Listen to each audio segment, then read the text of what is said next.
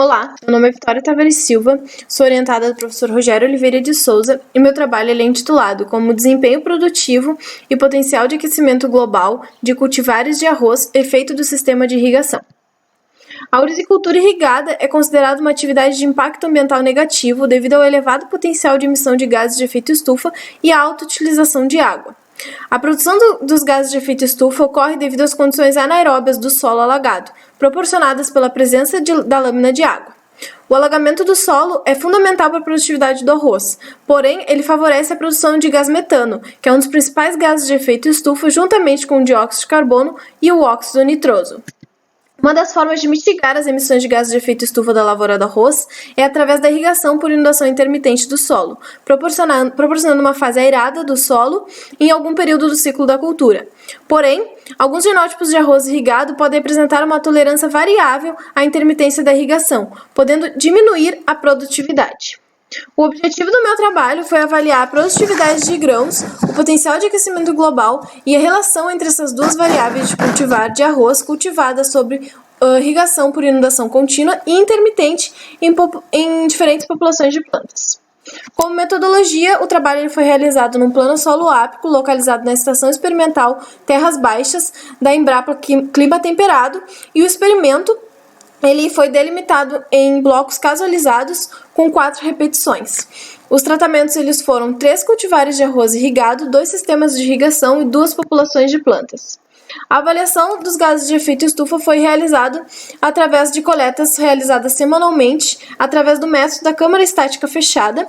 O PAG ele foi calculado com base nas concentrações sazonais de óxido nitroso e gás metano.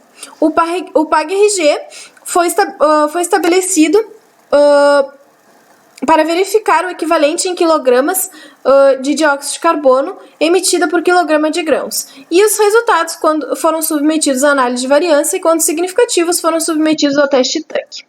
O PAG foi influenciado pelas 3 variáveis isoladamente. O sistema de irrigação por inundação contínua foi o que apresentou o maior PAG quando comparado ao sistema de irrigação intermitente.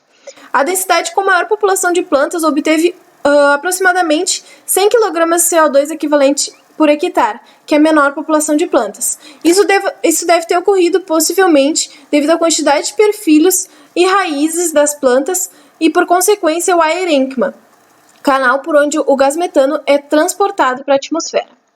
Para a variável cultivar, o híbrido obteve o menor PAG quando comparada com as demais cultivares. As cultivares híbridas, por apresentarem uma maior biomassa da parte aérea e de raízes, podem favorecer o transporte de oxigênio para o solo, aumentando a atividade de micro-organismos responsáveis pela oxidação do gás metano, contribuindo então para a mitigação do PAG. A produtividade de grãos apresentou diferenças significativas nos fatores de irrigação e cultivar de arroz de forma isolada. A comparação entre os sistemas de irrigação mostra que, na média das cultivares e populações de plantas, o desempenho produtivo do sistema de irrigação por inundação contínua foi superior ao sistema de irrigação por inundação intermitente.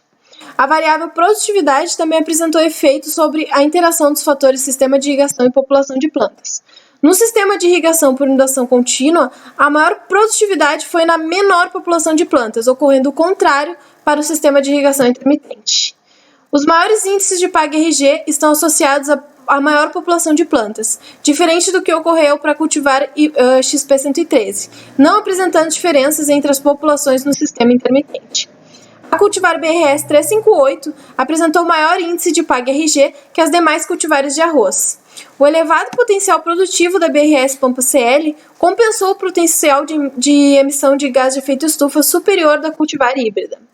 Como conclusão, os maiores PAGs foram associados ao sistema de irrigação por inundação contínua e à maior população de plantas, e a cultivar híbrida obteve menor PAG quando comparada com as demais cultivares. As maiores produtividades de grãos foram obtidas pelas cultivares BRS Pampa-CL e híbrida XP, e as mesmas, sob menor população de plantas, proporcionaram os melhores valores dos índices de PAG-RG quando comparadas com a BRS Pampa, com a BR-358, e apresentaram um potencial mitigador de emissão de gás metano.